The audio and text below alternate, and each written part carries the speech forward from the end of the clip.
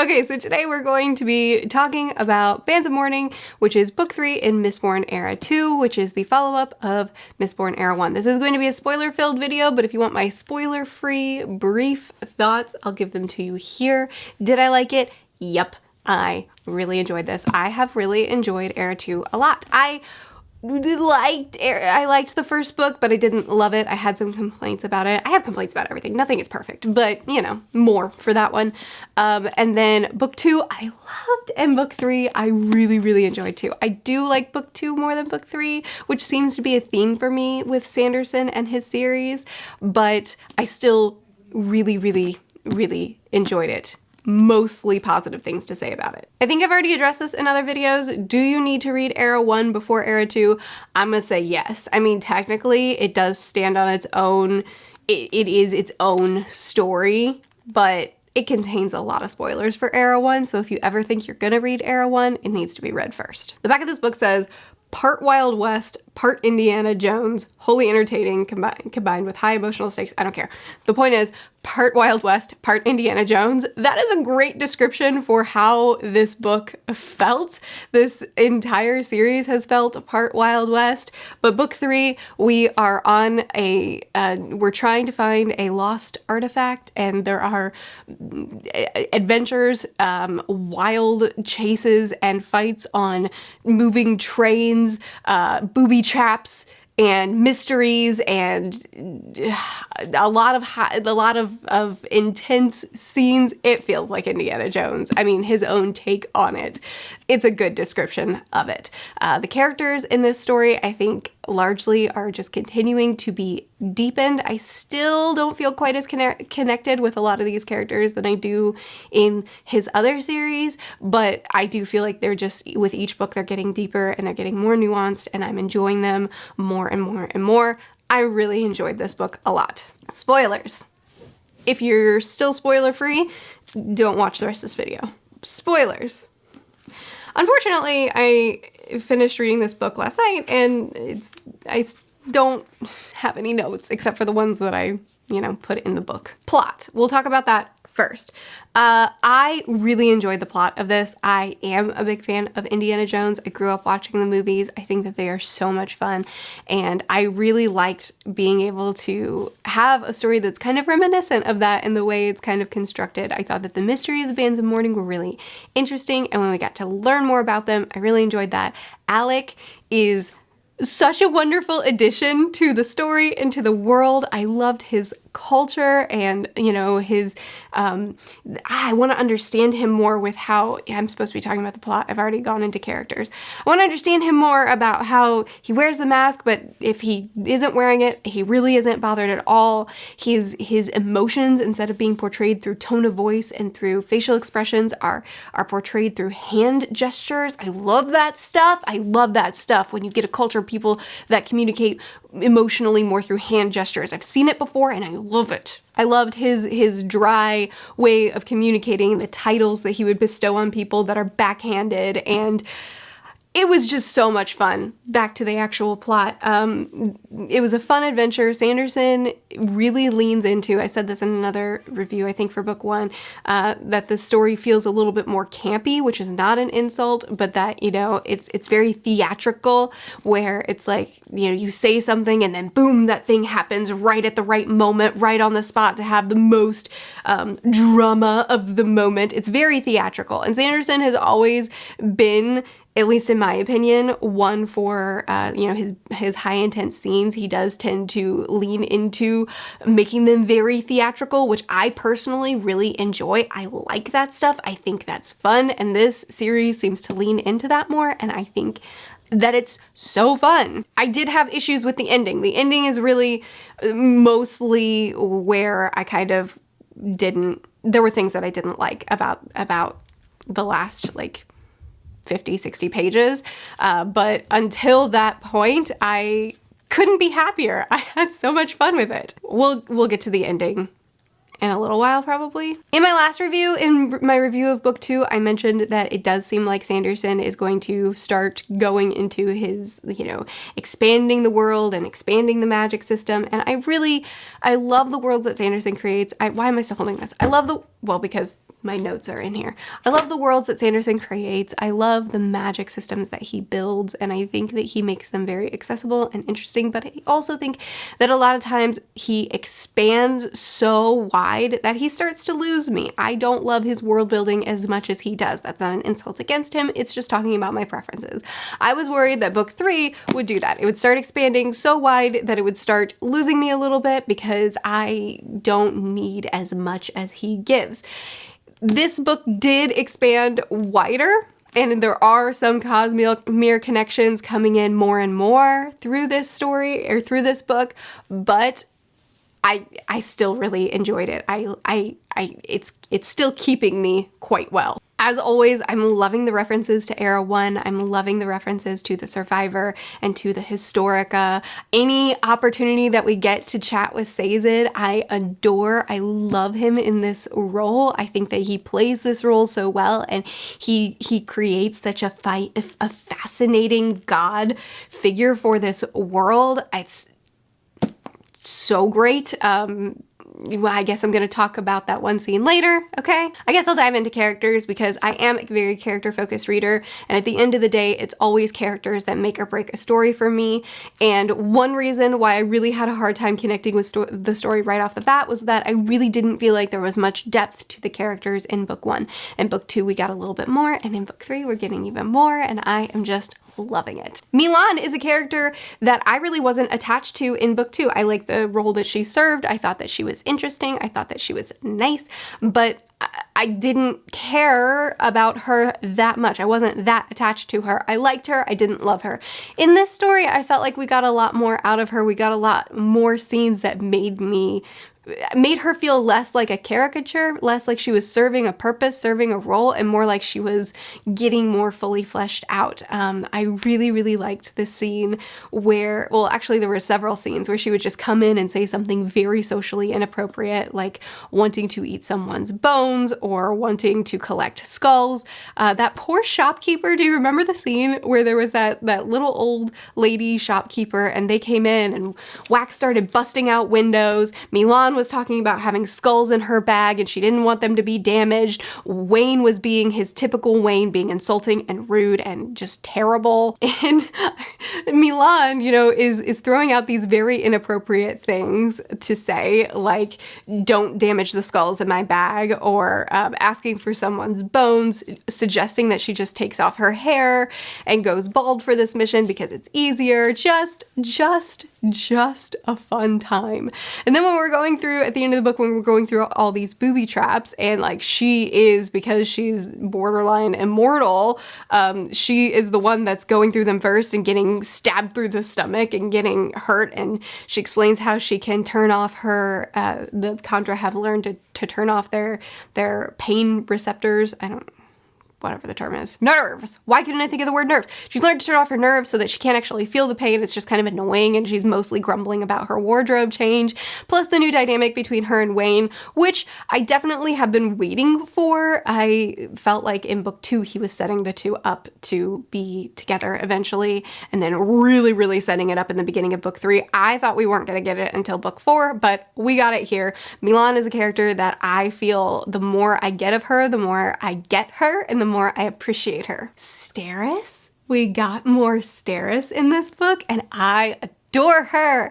Steris is a character that I am so attached to, a character that I love so much. Her social ineptitude, and her brutal honesty about how she doesn't fit into society, about how she has to plan everything out, her having very blunt discussions about how useful she is in any situation, being willing to bow out whenever she realizes that she'd be more of a hindrance than not and just wait in the corner, and whenever she thinks that she would be of more use, then she'll grab a shotgun and she'll shoot the guy that's attacking Wax. I mean, I appreciate her so much because she's not a magic wielder in this story. She's not she's not like someone who has fought for the right thing. She's not someone who's fought for her strength, that's fought to advance in life, but she's someone she's not a damsel in distress that Wax is just constantly saving, but she's also not a powerhouse that comes in to save the day all the time. She's just who she is. She's your average, normal, she's a normie in a magical world, and she is someone who will make herself useful the best she can and get out of the way whenever she can't. And I love her for that. I also just love her personality, her internal struggles, the things that make her feel valuable. That entire scene with her and Wax combing through the wedgers to find the missing coins, the missing thing in this millions of dollars. They have like 6 missing dollars is how it, I think, translates roughly. And the fact that her combing through those ledgers is what makes her feel useful, and it's something that she gets a lot of satisfaction out of. And so Wax gets into it for her sake, and it's just so cute. I don't know. I love her so much, and I'm so glad that we got more of her, but I also love that we're getting more of Wax and her legitimately actually developing a relationship instead of a contract, instead of a companionship, instead of just an agreement. I think that it's lovely. Marcy's a character that I'm still failing to connect with, and not because I necessarily think that she's not being well written. I'm just not connecting with her. I definitely am seeing growth in her. I like that she started off as a really analytical, statistical person that would play by the rules and that would go by what the statistical probability of things were. She was a lot like Steris in that way, but she had ambition, she had drive to become something, and now she's getting in that role. She just needs to do what she needs to do, but she still is analytical. She still is combing through the possibilities every time she's in a high stakes situation. She's got a gun to her head and she's thinking, okay, what are the different ways that I can get out of this and what's the most reasonable? But sometimes she's just impulsive. Sometimes she just does what needs to get done. And I like seeing her kind of keep that part of herself, but also break away from how it was holding her before. And she's changing, she's growing, and I think that it's interesting. She definitely has some amazing scenes where I loved that scene near the end where she basically starts flying and when she gets to Wax and brings him back, and Steris is just like, my sister is flying. That didn't even make it into the appendix of things that could possibly happen today. So many great scenes for characters, for the story, for developing the characters. I really enjoy it. Wax is a character that still is also kind of underwhelming me. I don't dislike him by any means, but I'm just not connecting to him at all. That's not really a negative for me. I'm not going to connect with every single character, and that's fine. He's one that I'm just not feeling much from, but that's okay. He's still a solid lead. Wayne is a character. He's still my favorite. I mean, actually, maybe Steris is my favorite. Wayne and Steris, I love them both. I love Steris and would love to know her in real life. Wayne, I love but would never want to know. It's so funny with Wayne. Pretty much every scene he's in, pretty much every line he has, I am underlining what he's saying, I'm writing notes in the margins, and it's one of two things. When he is in a scene, I'm either dissecting the scene and pulling pieces of the scene and just adding onto the layers of how I try to understand him. Like that scene with him and Marcy in the train when she's in the dining cart and poring over papers, and he calls her out and he's like, I mean, you're avoiding us. There's a reason. So tell me. And it was a serious conversation. No jokes, no banter, no inappropriate comments. He just had a real heart-to-heart with her. And when she finally admitted that she was intimidated by Wax, she feels like she's in his shadow, and Wayne related to that. And he was like, yeah, I feel that way sometimes too. But, he doesn't mean to put people in his shadow. And he talked her through it. And it was a real, honest conversation. And we have a couple of those with him where he drops the antics and he drops the jokes and he just talks to people. He tries to keep things light, but when the moment calls for it, he can drop it all and he can have a heart-to-heart. I love that.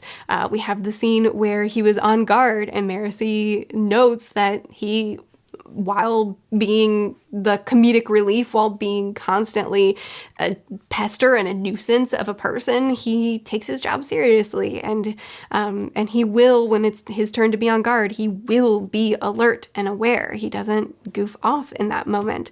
What was it called? The rotten tomato? When their backs were up against the wall and they didn't know what to do, he took the hit and he broke his spine and he got flung through the air and took serious damage, because that was what the situation needed. And then he felt bad when he had to pull the extension, the electric cord, and this other guy got blamed for it all. He felt bad that guy got blamed for Wayne's antics to get the people in where they needed to go. I hope you guys I'm very vaguely referencing things as if you've just read it too. I hope you're following me. We also had that really amazing moment when he, it seems like typical Wayne antics at first, when he cons the guy out of some money and then cons him out of his wallet and then cons that person into, cons the carriage rider into taking him to a certain location. He stole some spoons from Wax's wedding that he himself interrupted.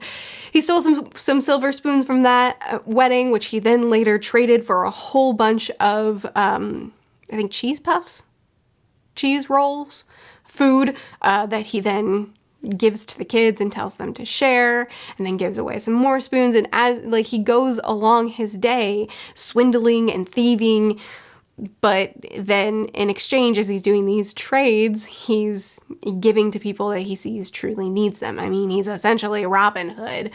And seeing that softer side of him, seeing him go about his antics and being Wayne, which is not the best person to be from the outside, we get little glimpses into what's deeper beneath him. We get to see the kindness in him. We get to see that he genuinely cares about people and that he goes out of his way to casually, jokingly, nonchalantly help people, because at his core, that is what he wants. We also still see moments of him choking up when he has a gun, shaking when he has to hold a gun. Scenes like when we'll talk about Wax coming back to life. Scenes like when Wax came back to life and Wayne he took the gun and he shot the gun, and Wax was like, I thought you did that because you forgave yourself. And Wax was like, nah, it's barely a gun. Shotgun, it barely even counts. But I mean, sure, he jokes it off, he brushes it off, but he's also admitting, no, I still haven't forgiven myself. Nothing's changed. I just did what I had to do. And of course, the scene when Wax is dying and Wayne is sitting there and he tells him, you can't die. I can't do this without you. And I think Wax told him, yes, you can. And he's like, no, not this, not what we're doing right now. Life. I can't do life without you. There's so many little moments all throughout the book where we get to see the depth that's within Wax that he generally tries to cover up, but we actually get to see those little pieces. And anyway, that was a tangent. My point is that when I'm reading these stories, I have two reactions to Wax. I have these little scenes that I pick apart and that I dissect and that I try to add to the layers of his character, and I try to piece him together, understand him more, which is one of my favorite types of characters. Or we have him being an absolute jerk, and all I write in the margins is dick, because that's what he's being. Wax is undeniably a jerk sometimes. He sabotaged Wax's wedding, which they got it prepared for, but come on, Wayne. There are scenes where he's just downright rude, unnecessarily, terribly rude. Like, again, that shopkeeper. Let me see if I can find this scene so I can tell you exactly what he said. Yeah, so when Milan takes on the body of a man, or molds her body to look like a man, and everybody looks at Wayne, and they're like, you're cool with this? Because, Wayne's dating Milan at this point, or something with Milan at this point. And he says, well, it's still her. And someone said, but she looks like a man. And he says, well, so does the lady that runs that house, Wayne said. But she has kids, and someone decided to take her in. Take her and, oh yeah, and to her face, he offers her his shoe and says, wear it next time you gotta be a fella, Wayne said. You've got the perfect face for it. Good shoulders, too. That's so unnecessarily rude. Like, he's trying to joke. He's trying to, he was just talking about getting a hat for the perfect time, for the next time that he wants to be a lady, for the next time he wants to impersonate a lady, which, of course, was very shocking to her to hear. But, there's no reason, Wayne. You're self-aware enough. You've proven yourself to be self-aware and to be cognizant of when people are struggling, of social situations. You just choose to ignore them. There was no reason. There was no humor. There was no humor in it. There was no reason to insult this woman twice. He's rude. There are times when he is just being mean for no good reason. He has kind of like a quippy sort of humor where he tends to mock people, but like all in good nature. And I totally understand why that humor would rub a lot of people the wrong way. It doesn't rub me the wrong way. But there are times where he's just outright blatantly a jerk and there's no excuse for it. But to me, that just adds more to his character. He's the type of person that I don't want to know in real life. He's the type of person that is like undeniably a jerk sometimes, undeniably rude and frustrating, and can be really annoying to be around because sometimes he refuses to be serious and to have a serious conversation. Sometimes he refuses to adapt to the situation and just chooses to laugh at everything and make jokes all the time. He's a frustrating type of person to be around, but he's also someone that has so many hidden layers, and we get little glimpses of it that makes me want to piece his character together and makes me want to understand him more. That's one of my favorite character types to read about. Someone that is so layered, that has so much going for them, that what's on the surface, what you see the majority of the time, is not what's beneath. A lot of characters, who they are, who they present themselves to be, like Wax, is exactly who he is. Marcy, Steris is another character that you gotta dig a little bit to understand her, and I just adore it. But characters that present themselves the way that they are, these are good characters, but they're not the most interesting ones to me. The ones that are the most interesting are the ones that I have to take little pieces from little scenes and I have to put them together in order to really, truly understand them. And while Wax is a character that I totally understand why some people hate, and he's a character that I would not want to know in real life, and there's so many things. Oh, I could also mention the scene where he finally tells, oh no, I've forgotten her name. The woman that he's been pining after.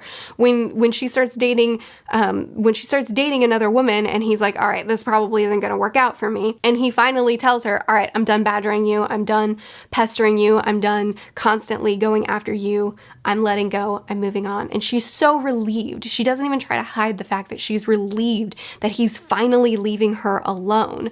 And then he makes that comment about, well, since you're dating another woman, what are the odds that the three of us could get together? And it's like, that's so unnecessary, Wayne. Why do you do it? Why can't you just have a sweet moment? Why do you have to come behind that to be intentionally a dick? I understand why people don't like him. I wouldn't want to know him in real life. But he is one of the most interesting characters to me. I find him fascinating, and I think all these hidden layers to him, and the hidden kindness, and the hidden seriousness and vulnerability that is underneath the surface, all these things that he projects, all these things that he intentionally, when he is being kind and sweet, he intentionally disrupts that with being intentionally a jerk. I don't know. I don't necessarily like him on a human level, but as a character, I love reading about him. I did it again, where I spent way too much time talking about him when I'm supposed to be talking about the book as a whole, and I'm sorry. I'll also mention that I think that that's just good writing, when a character is allowed to just be a character, when they're just honestly themselves, and when there's more layers to them than just good or bad. There's a lot of nuance to them, and the author just writes them as a person going about their life, and we get to watch rather than inserting morality onto the character. I really don't ever feel like Sanderson is trying to force me to like Wayne or trying to force me to hate Wayne. He's just putting Wayne out there, and I get to interpret him the way that I want. And I think when readers are really split down the middle about a character, some people vehemently hate them because they latch onto the bad qualities of them. Some people vehemently love them because they latch onto the good qualities about them. But really the reality is that they have both. To me, that's really good writing, when you can write a character in a nuanced and layered and multifaceted way, but you're not trying to tell the readers how to feel about that character. So readers come away with really different interpretations and responses on that character. That's good writing. That means that you wrote a person, not a caricature. And I love that. Even if I don't love the person as a human necessarily, I love that type of writing. That's my favorite type of character to read. Okay, now I'll stop. Let's talk about the ending a little bit. So I didn't love the ending. I did really enjoy the adventure, the fast-paced fun of this plot. Mistborn Era 1 is really dark. The general tone is kind of depressing, which I'm not bothered by. I like dark stories. But it is very dark, and Era 2 is very fun. It still explores dark themes, absolutely it does. It still has really dark scenes, absolutely it does. It still has a lot of emotional complexity to it, but it's nothing like Era 1. It's a complete change in tone. It's fast-paced, it's fun, it's lighthearted, even though it explores darker themes. It's really different. I happen to be really enjoying it. I definitely latch on to stories more when they lean into the darker tones and lean into the more complex and emotional themes a lot harder than this one does. But this one still has all those things enough that it's capturing me, and I'm cool with letting go with some of my preferences and just being along for the ride and enjoying the fast-paced, fun, good time plot. However, I wasn't super, I don't know, it's probably a preference thing. I mean, it's definitely, everything's a preference thing. Everything's subjective. But his sister, whose name I've forgotten because I was so uninvested in her, hang on. Telson was kidnapped by his uncle. And I don't know, I didn't buy it for a second. When we found out that she was kidnapped, immediately I'm in the back of my mind, I'm like, oh, it's probably one of those stories, right? Where someone has been kidnapped or taken, or there's some sort of person in distress, and the story is them getting to them, rescuing them, and then they turn on them, right? Like, I've read this plot before, I've read this story before. As soon as she's introduced in this way, I think, oh, it's probably, not probably, it could be one of those. It's just in the back of my head, it's not that big of a deal. But then as soon as we actually get to her, as soon as we actually meet her, you know, in the back half of the book, when the rescue succeeds and they show up and they find her, I didn't doubt for a second that she was against them, that she was working with Uncle, that she would betray them. I don't know, just the way it all played out, the way it was all set up, it just seemed too straightforward of, okay, this was easy, this rescue was easy, now he's coming and just being like voluntarily coming in and saying stand off, like all of his actions kind of aligned with, I feel pretty comfortable, I feel pretty safe, there must be an inside person, you know, like, I don't know, I didn't think for a second that she wasn't gonna turn on them, and admittedly, I am a really suspicious reader. I tend to suspect people very easily, so, you know, you can do with that what you want, but I suspected her very easily. So, you know, the big reveal when she turned on them, the big backstab, didn't do much for me because I was like, yeah, I've been waiting for this. But that's not a huge deal. It just, you know, didn't land for me as hard. It's not the end of the world. However, I really didn't care for Wax's death and resurrection. Yeah, I don't know. So I am really open about how I don't like the resurrection trope and I don't like fake out deaths. These are things that Sanderson does a lot, and just because it's a trope that I don't like doesn't mean that I can't like it. There have definitely been fake out deaths and resurrection tropes that I think have been executed really, really well and that I've enjoyed. In fact, there have been these things that Sanderson has done. He's an author that probably has made me like these tropes that I don't like more than anyone else. But even though he can make me like them, I do think that he overuses it. In book 2, we technically had, well, book 1 and 2, we technically had a fake out death. You know, Lessie, I thought was killed off in the prologue of book 1, and then we find out that she was actually Khandra the whole time, which means that she's practically immortal, which means that the death scene that we saw wasn't actually a death scene, and that she lives on. And that was devastating the way that was done, but it was done really cleverly. It was done in a way that worked with the magic of the world. Not that this death didn't work with the magic of the world, but it worked with something that was already established, something that I'm already very attached to. I love the Khandra. It was a fake out death that I thought was really, really well executed and served a really strong narrative purpose. I didn't like this one. One reason why I don't like this trope is because if an author reuses it, if it's a trope that the author uses more than once, then I am now suspicious of every single death, which means that death scenes don't hit as hard for me, because instead of mourning the death, I'm just thinking, when are they gonna come back? And that's what happened here. And he came back really quickly. But also, not just being suspicious, I also don't believe this death because I knew it wouldn't happen. It's not set up correctly for it to work. I mean, that sounded too harsh. It wasn't set up in a way that could make me believe it. Wax is the main character of this story. You could argue that Wayne is also a main character, but he's very clearly a secondary main, and there is no one else in this story that has been built up in a way that they could carry a whole nother book. We know that there are 4 books in this series, in Era 2, so we know that there's one more. The story isn't built up in a way that can survive a book without our lead.